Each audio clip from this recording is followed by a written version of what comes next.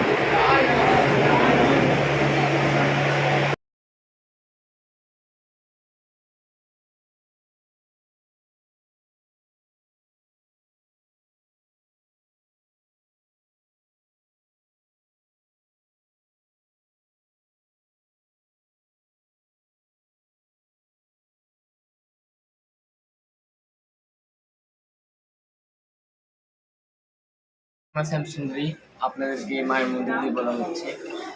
মাকে কলকাতার জীবন্ত কালী বলা হয়। এর প্রথম কারণই ভক্তরা।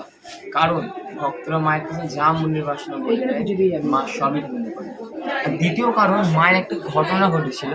মা চাল কলা যে খেয়েছিল, মায়ের পুরোহিত মায়ের জন্য মহালয়ের দিন বাজার করতে যান। এবার বাজার করতে গিয়ে দেখছেন একটা ছোট্ট বাচ্চা মেয়ে পুরো মা কালীর মতন সেজে ভিক্ষা চাইছে। ভিক্ষা চেয়ে তার কি আবদার, কিছু টাকা দাও না, আমি চাল কলা কিনে খাবো। ইতিমধ্যে সবার কাছে এই কথা বলেই ভিক্ষা চাইছে। আমাদের যিনি পুরোহিত ছিল তার কাছেও এই কথা বলেই ভিক্ষা চাই। পুরোহিত তখন তাকে ধাক্কা মেরে ফেলে দেয়, বলে যা কাজ করেই খা।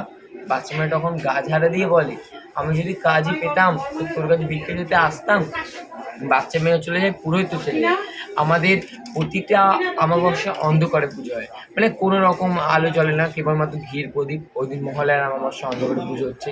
এবার অন্ধকারে পুজো হতে হতে পুরোহিতের মন বলছে যেন মা নেই, কিন্তু পুরোহিতের মন আবার বলছে মা তো কালো, তাই হয়তো অন্ধকারে দেখতে পাচ্ছি না। তাই পুরোহিত ঘিয়ের প্রদীপ নিয়ে মায়ের মুখের সামনে যায়, দেখে সত্যিই মানে। আর বাবাও পুরো মৃত মানুষ শুয়ে আছে। এই দেখে পুরো থমকে যায়। থমকে আবার কিছুক্ষণ পরে চুম করে নুপুরের আওয়াজ হয়, আর ধাপ করে শিবের মুখের উপর একজনের ডান পা পড়ে। আর যেই বাচ্চা মেয়েটাকে ধাক্কা মেরে ফেলে দিয়েছিল সেই বাচ্চা মেয়ের মুখ ওই অন্ধকার থেকে বেরিয়ে আসে।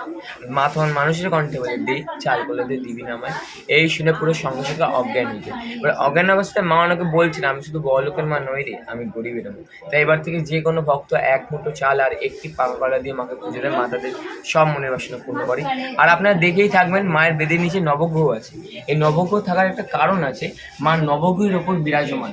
এর সবচেয়ে বড় কারণ আপনারা শুনেই থাকবেন, আমাদের নবগ্রহের জন্য অনেক রকম দোষ হয়, মাঙ্গলিক, কালসর্প ইত্যাদি।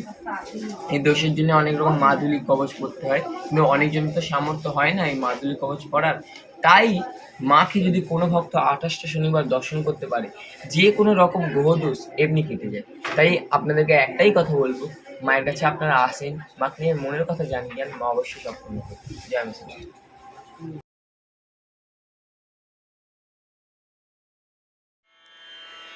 রেণু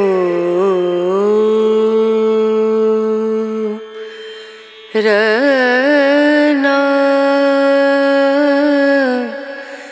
রনা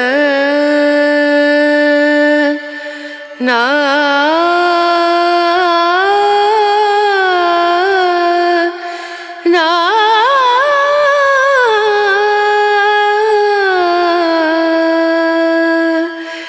রেণু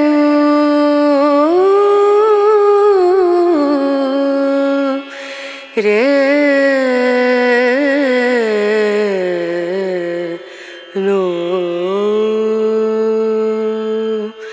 dim dum dana da dim dana da dim dum dana da dim dana dim dum dana dim dum dana da dim dana na udani da ni da na dir da na na udani da ni da na dir da na na da na da di na da dim dum dana da dim dana dim dum dana da dim dana dim dum dana dana dim dana da dim dana na dana dim dana da dim dana dana da di na dana na dana dim dana da dim dana na dana da di na dana na da dim dana na dana da di na dana dana dim dum dana da dim dana na dim dum dana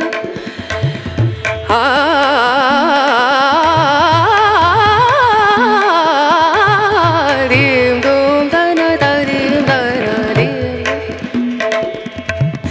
sare ga ma ga re ga ma pa da ni sa ni da ni da ni da sa ni da ni sa ni ga re sa ni re sa ni da ni sa ni da ma ga re sa ni re sa dim dum